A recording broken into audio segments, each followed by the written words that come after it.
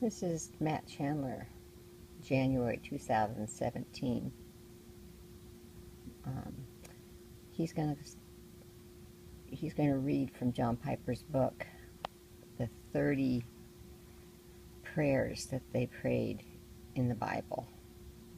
To list the 34 prayers we find in the Bible made by the first century church.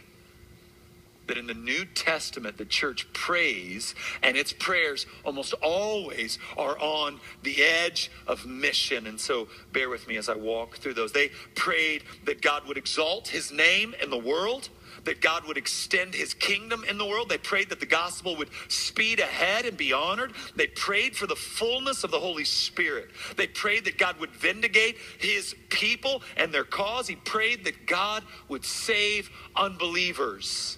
They prayed for boldness and proclamation. I love that the church prayed for boldness. What does that mean? That means that they were lacking boldness and they needed to pray for it.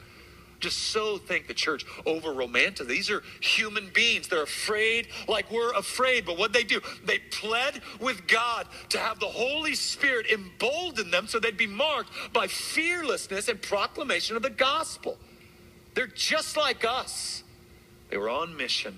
They cried out to God. They prayed for signs and wonders. They prayed for healing. They prayed for the casting out of demons, for miraculous deliverances. They prayed for the raising of the dead. They prayed that God would supply his people with all their necessities. They prayed for strategic wisdom. They prayed that God would establish pastors and elders in the missional frontier, in the mission frontier. They prayed that God would send out missionaries. They prayed for the success of missionaries. They prayed for unity and harmony in the church. They prayed for the encouragement that comes from togetherness.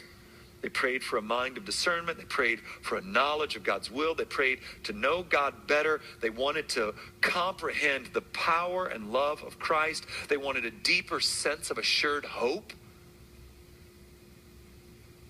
They prayed that their faith would not be destroyed. They prayed for greater faith. They prayed that they wouldn't fall into temptation. They prayed that God would complete their good resolve. They prayed that they would do good works, that God would forgive them their sins.